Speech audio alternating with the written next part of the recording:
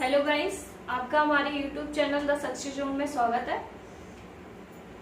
जैसा कि हम अभी तक कितना जेनेटिक्स वाला पार्ट जो था वो हमने कवर कर लिया था, ठीक है। और सेल वगैरह ये सब हम लोग पढ़ चुके थे। वर्गीकरण ऑलरेडी हमने अपने फर्स्ट ही लेक्चर में जाके किया था।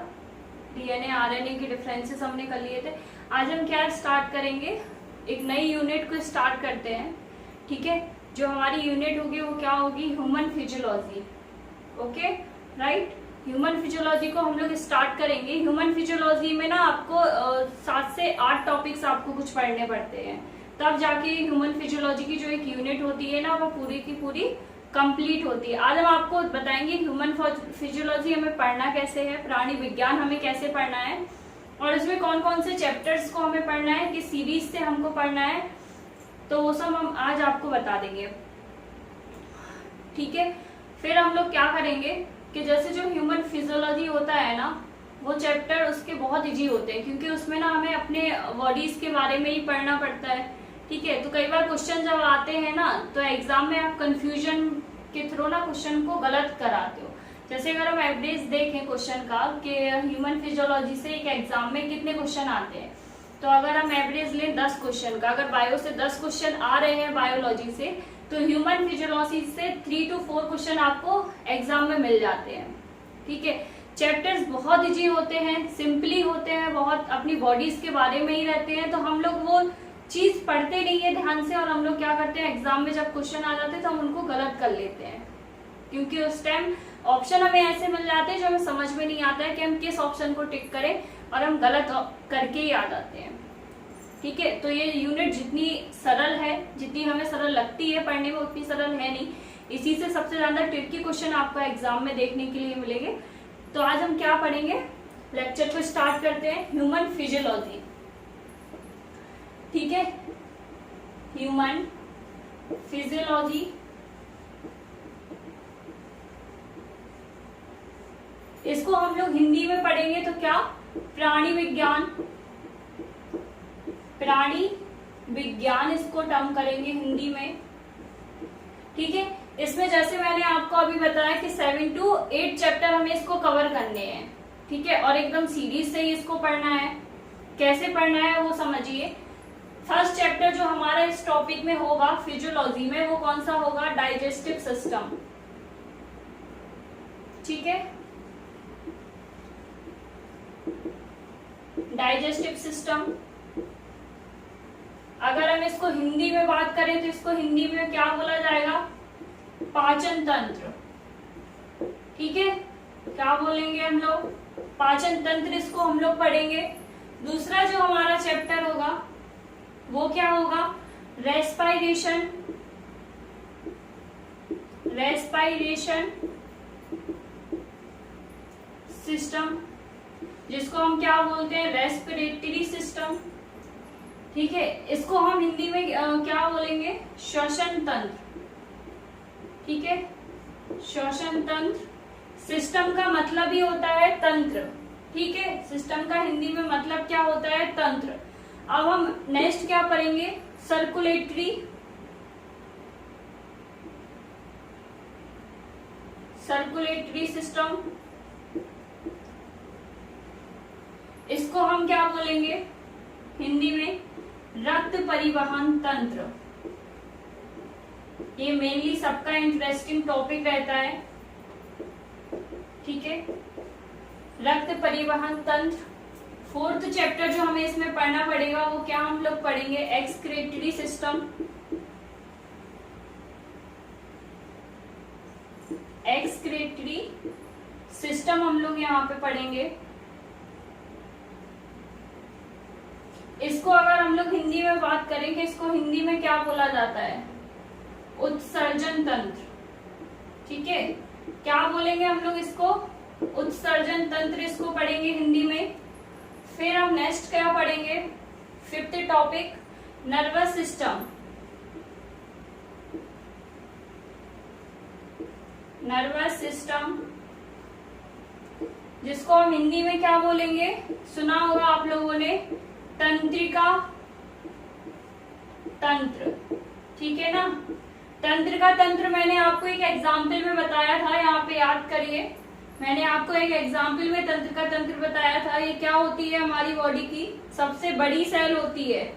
क्या होती है, सबसे बड़ी सेल होती है। फिर हम लोग क्या पढ़ेंगे, स्केलेटन, ठीक है। उसके बाद हम लोग क्या पढ़ेंगे, एंडोक्राइन और एक्सोक्राइन, ठीक है। जो ग्लैंड्स होती है ना, कोऑर्डिनेशन का टॉपिक हम लोग यहाँ पे कवर करेंगे, ठीक है। जिसमें हम लोग हिंदी में अगर बात करें तो क्या पढ़ेंगे, ग्रंथियां पढ़ेंगे। अपनी बॉडी की क्या ग्रंथियां कंप्लीट करेंगे, ठीक है। तो ये जो 7 टॉपिक्स हैं ये आपको पढ़ने हैं किसमें, पूरा ह्यूमन फिजियोलॉजी से। यही 7 टॉपिक से आपको क्वेश्चन में, अगर एवरेज मैंने आपको स्टार्टिंग में ही बताया, कोई भी एग्जाम जो होता है ना बायोलॉजी के, अगर 10 क्वेश्चन आ रहे हैं उसमें, तो आपको 3 to 4 क्वेश्चन इन 7 चैप्टरों से मिलेंगे, ठीक है। अगर आप इजीली इनको अच्छे से समझ के चलेंगे ना, कॉपी में नोट करके चलेंगे, मैं जो आपको बता रही हूँ आप उसको अच्छे से सुनेंगे, समझेंगे, तो आपके वो क्वेश्चन गलत नहीं होंगे, क्योंकि काफी सरल सरल क्वेश्चन आएंगे उसमें। जैसे कि अगर मैं आपको एक क्वेश्चन लूं जो एग्जाम में आपके आया हुआ है डाइजेशन से, ठीक है। तो उसमें पूछा गया है कि पाचन का सबसे लास्ट अंग जो होता है वो कौन सा होता है, ठीक है। डाइजेशन का लास्ट पार्ट कौन सा होता है। ऑप्शन में उसमें 2 ऑप्शन इस तरीके से दिए गए थे, रेक्टम और एनस, ठीक है। तो अगर अभी आपसे मैं पूछूं तो आप लोग अभी क्या जवाब देंगे, उसका जवाब एनस लगाएंगे, एनस को टिक करेंगे। जबकि होता क्या है ना, हमें ये चीज माइंड में सेट होती है कि हमने खाना मुंह से खाया और एनस के थ्रू वो लीव आउट कर गया, जो वेस्टेज मटेरियल होता है जिसका बॉडी में कोई यूज नहीं है, वो क्या हुआ, एनस के थ्रू लीव आउट कर गया।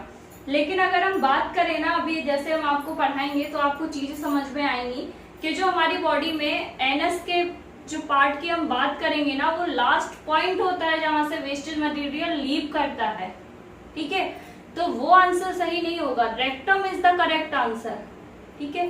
अगर आप रेक्टम को टिक करेंगे ना तो वो जाके करेक्ट आंसर होगा कि डाइजेशन का लास्ट पार्ट क्या होता है, रेक्टम। Okay, right. तो अभी आप लोगों को कितनी चीजें पढ़नी है ये समझ में आ गई है। 7 चैप्टर आपको ह्यूमन फिजियोलॉजी में कंप्लीट करना है। अच्छा, यहाँ पे देखिए आपको इसी सीरीज में ये कवर करना है। क्यों करना है, क्योंकि ये जो आपको 4 दिख रहे हैं ना, जो 4 सिस्टम दिख रहे हैं, वो आपको इसी रो में पढ़ने हैं। सबसे पहले डाइजेशन पढ़ेंगे हम लोग, पाचन पढ़ेंगे, फिर हम लोग श्वसन पढ़ेंगे, उसके बाद रक्त परिवहन पढ़ेंगे, उसके बाद एक्सक्रीटी पढ़ेंगे। उसका मेन रीजन क्या है, बहुत से लोग क्या करते हैं ना, डाइजेशन पढ़ा दिया, सर्कुलेशन पढ़ा देंगे, फिर एक्सक्रीटी पढ़ा देंगे, ऐसे बीच में करके। लेकिन आपको ना सीरीज से पढ़ना है। सीरीज से पढ़ोगे तो क्या होगा, फॉर एग्जाम्पल आप लोग समझिए कि जैसे आपने फूड को खाया, ठीक है, फूड को खाना, फूड को पचाना, वो क्या हो गया हमारा डाइजेशन। लेकिन आप फूड खाते किस लिए हो, एनर्जी के लिए, ठीक है। और वो एनर्जी किसके लिए, O2 के लिए, ऑक्सीजन के लिए। तो आपको क्या करना पड़ता है, रेस्पिरेशन। इसलिए मैं बोल रही हूँ कि पाचन के बाद हमने जैसे खाना खाया, फिर हमने एनर्जी के लिए हमने क्या, ऑक्सीजन लिया, तो हमने रेस्पिरेशन पढ़ा। फिर जब हमें एनर्जी मिल गई एटीपी के फॉर्म में, ऑक्सीजन के फॉर्म में, तो ऑक्सीजन कहाँ जाएगा, हमारा ब्लड के पास जाएगा, ठीक है। तो ब्लड के लिए हमें क्या पढ़ना पड़ेगा, सर्कुलेटरी हम लोग पढ़ेंगे, ठीक है। फिर जो भी हमारे बॉडी में जो वेस्टेज मटेरियल होता है, जैसे कि सॉल्ट हो गया, ठीक है, यूरिया हो गया, यूरिक एसिड हो गया, ये सब कुछ हो गया, तो वो उसका वेस्ट जो होगा, जिसका कोई काम नहीं होगा हमारी बॉडी में, वो हमको क्या करना पड़ेगा, एक्सक्रीट करना पड़ेगा, बाहर निकालना पड़ेगा। अब जैसे सॉल्ट आप लोग क्या करते हो, अगर हम साइंस के थ्रू बात करें ना, तो 1 चुटकी सॉल्ट खाने की जरूरत होती है हमारी पूरी ह्यूमन बॉडी को। मतलब अगर फिट रहने की बात करें तो फिट रहने के लिए 1 चुटकी सॉल्ट बहुत होता है, काफी होता है एक ह्यूमन बॉडी के लिए। लेकिन अपन करते क्या है, बहुत सारा खा लेते हैं, ठीक है, एक ही टाइम में काफी सारा सॉल्ट खा लेते हैं। तो वो क्या होता है, उसका जब कोई यूज नहीं है तो वो एक्सक्रीट करेगा, जरूरी होता है ना करना। तो वही सारे जो सिस्टम्स है ना, वो हमको इसी रो में इसीलिए पढ़ना है। लास्ट के जो 2-3 सिस्टम है वो हम लोग ऊपर नीचे करके पढ़ सकते हैं, कोई प्रॉब्लम नहीं है।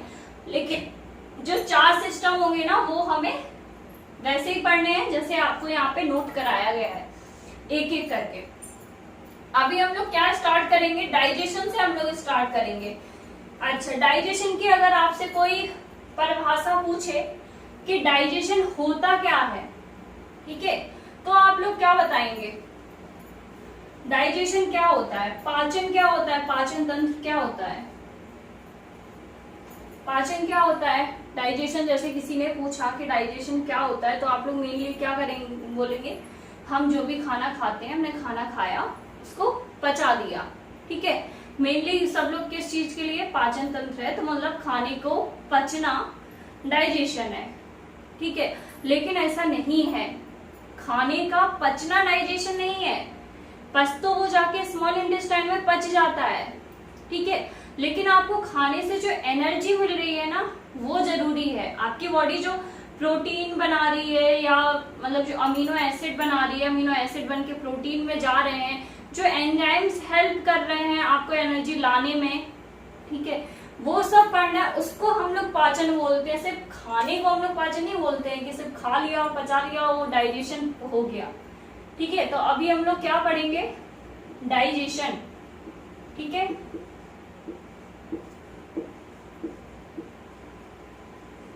डाइजेस्टिव सिस्टम पढ़ेंगे।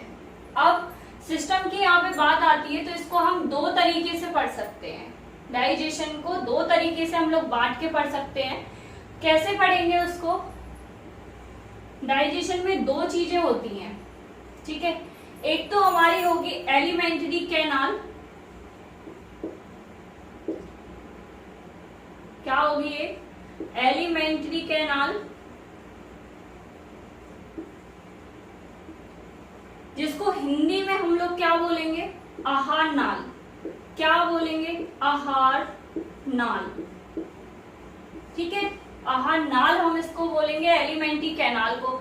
सेकंड साइड में हम लोग क्या बोलेंगे, डाइजेस्टिव ग्लैंड्स हम लोग पढ़ेंगे, ठीक है। यहाँ पे एक चीज और समझिए, क्या पढ़ेंगे हम लोग, डाइजेस्टिव ग्लैंड्स हम लोग पढ़ेंगे। अब डाइजेस्टिव ग्लैंड क्या होती है,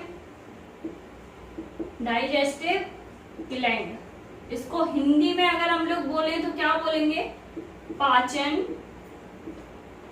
ग्रंथियां, ठीक है, यही तो इसका हिंदी होगा ना, पाचन ग्रंथियां, ठीक है। अब पाचन ग्रंथियां क्या है, तो पाचन ग्रंथियां वो ग्रंथियां हैं, ग्रंथियां हम लोग किसको बोलते हैं, ग्लैंड्स हम लोग किसको बोलते हैं, तो ग्लैंड शब्द उस चीज के लिए यूज होता है जब भी कोई भी ऑर्गन, ठीक है, कोई भी ऑर्गन शरीर का या कोई भी पार्ट्स, तीन चीजें दे रही हो हमें, क्या क्या, ग्लैंड क्या होता है, देखो यहाँ पे ग्लैंड की अगर हम लोग बात करें कि ग्लैंड होता क्या है, तो ग्लैंड अगर हम साइंस के थ्रू बात करें तो क्या होता है, हमें तीन चीजें उससे मिलनी चाहिए, कोई भी ऑर्गन या कोई भी पार्ट से अगर हमें तीन चीजें मिलती है ना, तो हम उसको ग्लैंड में कर लेते हैं ऐड, ठीक है।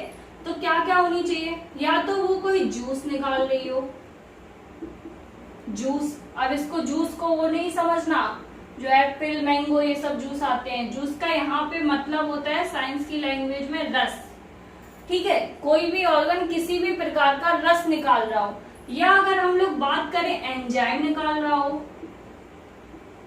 ठीक है, क्या दे रहा हो हमें, एंजाइम दे रहा हो।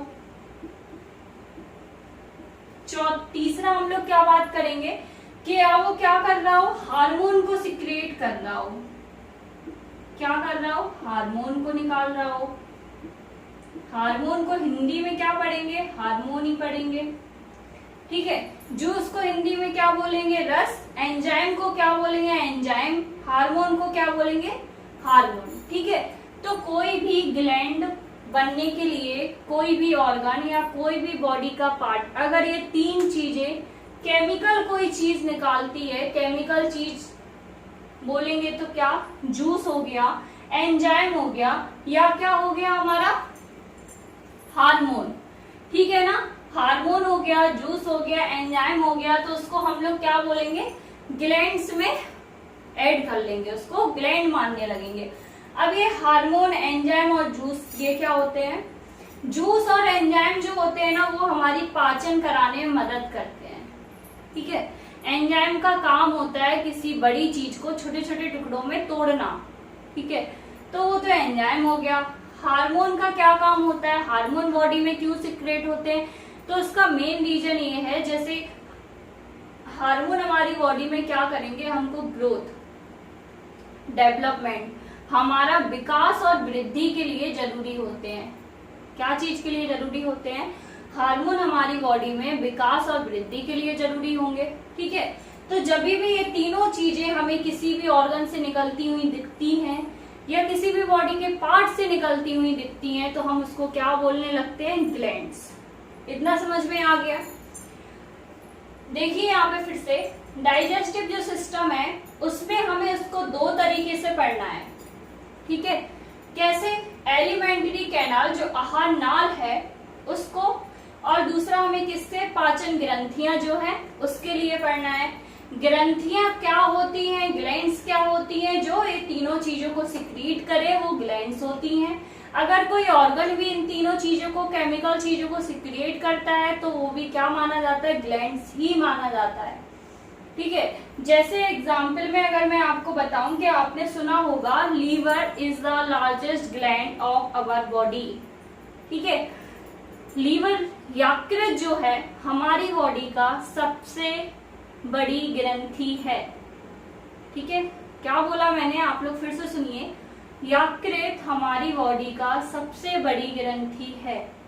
ठीक है, क्या बोल रहे हैं हम, ग्रंथि बोल रहे हैं ना यकृत को, जबकि यकृत क्या है, एक ऑर्गन है। जैसे हमारा हार्ट हो गया, हमारे लंग्स हो गए, हमारी किडनी हो गई, उसी तरीके से लीवर क्या है, एक ऑर्गन है हमारी बॉडी का। तो एक ऑर्गन होने के साथ हमने उसको ग्रंथि क्यों बोला, ठीक है, क्योंकि वो क्या करता है, एंजाइम और जूस निकालता है। ठीक है, क्या करता है, एंजाइम को सिक्रेट करता है और जूस को सिक्रेट करता है, इसलिए हमने उसको क्या बोलेगा कि वो क्या है, ग्रंथि है। ऑर्गन तो है ही वो, लेकिन उसके साथ भी वो क्या है, लार्जेस्ट ग्लैंड है। ठीक है, अच्छा, अब जो यहाँ पे एक चीज देखिए, जो जूस और एंजाइम है, ठीक है, जो रस और एंजाइम है, अगर ये ग्लैंड सिर्फ जूस को और एंजाइम को ही अगर सिक्रेट करती हैं तो उनको हम क्या बोलेंगे, एक्सोक्राइन। ठीक है, क्या बोलेंगे, एक्सोक्राइन ग्लैंड। ठीक है, एक्सोक्राइन ग्लैंड, हिंदी में इसका क्या मतलब होगा, बाहरी ग्रंथियां, बाहरी ग्रंथि। ठीक है, एक्सो का क्या मतलब होगा, बाहरी ग्रंथि। अगर हार्मोन को सिक्रेट करेगी कोई ग्लैंड, अगर हार्मोन निकाल रही है तो उसको हम लोग क्या बोलेंगे, एंडोक्राइन। क्या बोलेंगे, एंडोक्राइन। ठीक है, एंडोक्राइन ग्लैंड। ठीक है, राइट। अब इसको हिंदी में क्या बोलेंगे, अंतःस्रावी। ठीक है, अंतःस्रावी, अंतःस्रावी ग्रंथि। ठीक है, मतलब हमें कितना समझ में आया यहाँ पे कि जो ग्लैंड्स होंगी, जो ऑर्गन होंगे, वो अगर केमिकल चीज सिक्रिएट कर रहे होंगे तो वो क्या होंगे, ग्लैंड्स हो जाएंगे। ठीक है, उसमें भी अगर वो जूस और एंजाइम को सिक्रेट कर रहे होंगे तो वो क्या हो जाएंगे, एक्सोक्राइन। ठीक है, और अगर वो हार्मोन सिक्रेट कर रहे होंगे तो वो हो जाएंगे एंडोक्राइन। ठीक है, एंजाइम और जूस किसमें मदद करते हैं, पाचन में मदद करते हैं। ठीक है, और हम लोग क्या पढ़ रहे हैं, डाइजेस्टिव सिस्टम, मतलब पाचन तंत्र, तो हमें उसके लिए क्या पढ़ना है, जूस और एंजाइम के बारे में। इसीलिए हमने आपको क्या बताया, ग्लैंड के बारे में, कि ग्लैंड क्या होती है। तो जब डाइजेस्टिव ग्लैंड, पाचन ग्रंथियां, पाचन ग्रंथियां को हम और क्या लिख सकते हैं, यहाँ पे बाहरी ग्रंथि लिख सकते हैं ना। एंजाइम और जूस को सिक्रेट कौन करता है, अभी बताया, बाहरी ग्रंथियां करती हैं, एक्सोक्राइन ग्लैंड करती हैं। तो इसका एक और नाम क्या हो जाएगा, एक्सोक्राइन। एक्सोक्राइन, ठीक है ना, एक्सोक्राइन बोल सकते हैं इसको। अब देखिए, आहार नाल में भी क्या क्या होता है। खाना कहाँ से स्टार्ट हुआ, माउथ से। सबसे पहले हमें क्या पढ़ना है, माउथ। ठीक है, माउथ, और क्या बोल सकते हैं इसको, बक्कल कैविटी। ठीक है, बक्कल कैविटी। हिंदी में बात करें तो क्या बोलेंगे, मुखगुआ।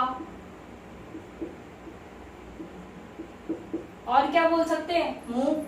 ठीक है, दूसरा हम लोग क्या पढ़ेंगे इसमें, ये एलिमेंट्री कैनाल है। ठीक है, अब यहाँ पे शब्द देखना, ईसोफेगस,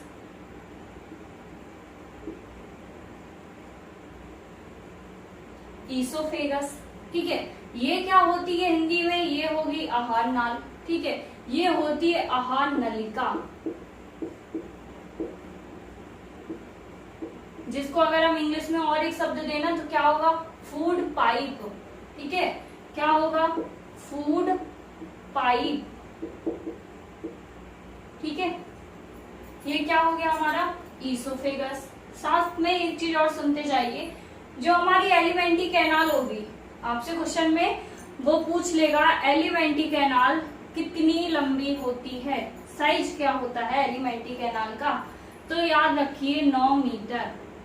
ठीक है, आपको कितना याद रखना है, एलिमेंट्री का साइज कितना होता है, 9 मीटर। 9 मीटर हमको क्या करना है, याद रखना है, आहार नाल का। ठीक है, दूसरा हमें क्या पढ़ना है, आहार नलिका, फूड पाइप। ठीक है, तो फूड पाइप की लेंथ कितनी होती है, 25 सेंटीमीटर। कितनी होती है, 25 सेंटीमीटर।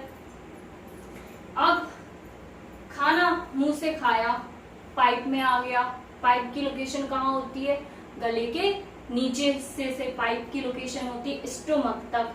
ठीक है, कहाँ तक होती है, स्टोमक तक। अब खाना कहाँ आ गया, स्टोमक में।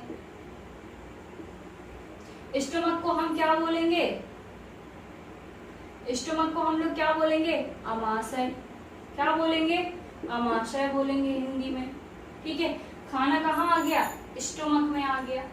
ठीक है, 4th पार्ट में हम लोग अब स्टोमक से खाना कहाँ जाएगा, लीवर। ठीक है, और कहाँ जाएगा, स्मॉल इंटेस्टाइन में। तो हम लोग पहले क्या लिखेंगे, स्मॉल इंटेस्टाइन। ठीक है, क्या लिखेंगे, स्मॉल इंटेस्टाइन। उसको हम लोग क्या बोलते हैं, छोटी आंत। क्या बोलते हैं हिंदी में, छोटी आंत। फिर हमारा खाना कहाँ जाएगा,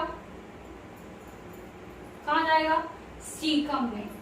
कहाँ जाएगा, सीकम में। ठीक है, ये सीकम क्या है, अभी बताएंगे आपको कि ये सीकम क्या है। स्मॉल इंटेस्टाइन का आपसे मेजरमेंट पूछे, साइज पूछ लेगा वो, स्मॉल इंटेस्टाइन का साइज क्या होता है, तो याद रखिए 15 फीट। ठीक है, अगर हमें मीटर में बात करें तो 6 to 7.5 मीटर। ठीक है, अभी हम लोग क्या पढ़ रहे थे, 25 सेंटीमीटर। फूड पाइप की बात की थी तो 25 सेंटीमीटर पढ़ रहे थे। अब अगर स्मॉल इंटेस्टाइन की बात करेंगे तो कितना, 6 to 7.5 मीटर। ठीक है, क्वेश्चन में अगर आपको ये मिल जाता है ना तो एक्यूरेट आंसर है। और यहाँ पे एक चीज सुन लीजिए, अगर आपको ये 2 ऑप्शन में मिल जाते हैं कि 6 मीटर या 7.5 मीटर, तो आप लोग क्या टिक करोगे, याद रखना वहां पे क्या टिक करना है, 7.5 मीटर। ठीक है, क्या टिक करोगे, 7.5 मीटर करेक्ट आंसर होगा आपका। अब हम बात करेंगे सीकम। सीकम के बाद खाना कहाँ जाएगा, लार्ज इंटेस्टाइन में। लार्ज इंटेस्टाइन, ठीक है, लार्ज इंटेस्टाइन में जाएगा। अब सीकम क्या होता है, सीकम को यहां समझिए, इसका आप लोग स्क्रीनशॉट ले लो पहले, जिससे आपको याद रहेगा कि किसका कितना मेजरमेंट है। उसके बाद हम इसको रफ करके आपको सीकम समझाएंगे। तो सीकम के लिए हमें डायग्राम ड्रॉ करना पड़ेगा। देखिए सीकम, देखो ये लार्ज इंटेस्टाइन और स्मॉल इंटेस्टाइन कुछ इस तरीके से बने होते हैं। ठीक है, देखे होंगे आपने, इस तरीके का एक स्ट्रक्चर होता है यहाँ पे। ठीक है, ये हमारा क्या हो गया, लार्ज इंटेस्टाइन। ये क्या हो गया, स्मॉल इंटेस्टाइन। ठीक है, तो जब खाना जा रहा होता है ना, जा रहा होता है, तो वो क्या करता है ना, जैसे फूड पार्टिकल्स हैं लार्ज इंटेस्टाइन की तरफ जा रहे हैं, तो वो क्या करेंगे ना, यहाँ पे कभी कभी फंस जाते हैं। क्या करते हैं, फंस जाते हैं। और एक चीज यहाँ पे सुनिए, ये जो पॉइंट है ना, ये जो पॉइंट है जहां से स्मॉल इंटेस्टाइन और लार्ज इंटेस्टाइन में खाना आके फंस रहा है, खाना आके गुजर रहा है, उसी को हम लोग क्या बोलेंगे, सीकम। क्या पढ़ेंगे, सीकम पढ़ेंगे। सीकम को हिंदी में भी क्या बोलते हैं, सीकम। ठीक है, हिंदी में भी इसको हम लोग क्या बोलेंगे, सीकम ही बोलेंगे। सीकम का क्या मतलब है, तिकोना सा स्ट्रक्चर होता है। ठीक है, सीकम फूड के डाइजेशन में कोई हेल्प नहीं करता, फूड के एब्जॉर्प्शन में कोई हेल्प नहीं करता। इसका मतलब क्या हुआ, पाचन तंत्र में सीकम का कोई काम नहीं होता है, लेकिन वो ऑर्गन में प्रेजेंट होता है, वे ऑर्गन में जो डाइजेशन के मार्ग में, पाचन के मार्ग में पाए जाते हैं। अब जो अगर पाया जा रहा है ऑर्गन और उसका कोई काम नहीं है, ठीक है, आपके एग्जामों में एक क्वेश्चन और पूछा जाता है वेस्टिजियल ऑर्गन के बारे में। ठीक है, वेस्टिजियल को हम लोग क्या बोलते हैं, अवशेषित अंग, जिनका कोई काम नहीं होता है बट वो बॉडी में प्रेजेंट होते हैं। ठीक है, तो ये हमारी बॉडी में क्या हुआ, और वेस्टिजियल ऑर्गन, क्या बोलेंगे हम इसको, वेस्टिजियल ऑर्गन। अगर हम लोग हिंदी में इसकी बात करें तो क्या बोलेंगे, अवशेषित अंग। क्या पढ़ेंगे इसको, अवशेषित अंग। ठीक है, तो सीकम का मतलब आपको यहाँ पे समझ में आ गया। सीकम कहाँ पे मिलता है हमें, स्मॉल इंटेस्टाइन और लार्ज इंटेस्टाइन के बीच में। ठीक है, अब खाना कहाँ पहुंचा, लार्ज इंटेस्टाइन में। ठीक है, इतना समझ में आ गया, क्लियर है इतना, ओके। अब माउथ में खाना गया, ठीक है, माउथ में खाना जाएगा। अब डाइजेस्टिव ग्लैंड देखो यहाँ पे कौन कौन सी पढ़नी है, कहाँ कहाँ किसके बारे में हमें पढ़ना है। पहले ये सारी चीजें समझ लो कि किसके बारे में हमें कितना पढ़ना है, फिर उसके बारे में हम लोग पढ़ेंगे नेक्स्ट वीडियो में। ठीक है, इसमें अगर हम ग्लैंड की बात करें, सबसे पहले खाना कहाँ जा रहा है, माउथ में। ठीक है, कहाँ जा रहा है, बक्कल कैविटी में। ग्लैंड हम लोग यहाँ पे कौन सी पढ़ेंगे, salivary gland, salivary gland. Hindi में क्या बोलेंगे, लार ग्रंथियां। क्या पढ़ेंगे, लार ग्रंथियां। ठीक है, सलाइवरी में हम लोग क्या, लार ग्रंथियां। वो किसकी ग्लैंड है, माउथ की। हमें पता चल गया कि माउथ में, हमारे माउथ में कौन सी ग्लैंड होती है, सलाइवरी ग्लैंड होती है। ठीक है, दूसरी ग्लैंड हम लोग कब पढ़ेंगे, देखिए स्टमक में हम लोग आएंगे। ठीक है, स्टमक ऑर्गन भी है, साथ ही साथ में क्या है, डाइजेस्टिव ग्लैंड भी है। कैसे है, गैस्ट्रिक जूस को निकालती है। कैसे, गैस्ट्रिक को निकालती है। ठीक है, गैस्ट्रिक जूस। ठीक है, तभी स्टोमक के डॉक्टर्स को क्या बोलते हैं, गैस्ट्रोलॉजी। ठीक है, क्या बोलते हैं, गैस्ट्रोलॉजी। तो ये क्या करेगी, गैस्ट्रिक ग्लैंड, गैस्ट्रिक जूस को निकालेगी। फिर हमको गैस्ट्रिक पढ़ना है। उसके बाद हम लोग क्या पढ़ेंगे, पैनक्रियाज पढ़ेंगे, पैनक्रियाज ग्लैंड पढ़ेंगे। हिंदी में इसको क्या बोलेंगे, अग्नाशय, अग्न्याशय ग्रंथि। क्या पढ़ेंगे, अग्न्याशय ग्रंथि। फोर्थ पार्ट याद रखना, इसी में हम लोग कवर करेंगे लीवर में बाइल डक्ट को, बाइल डक्ट पढ़ेंगे लीवर में।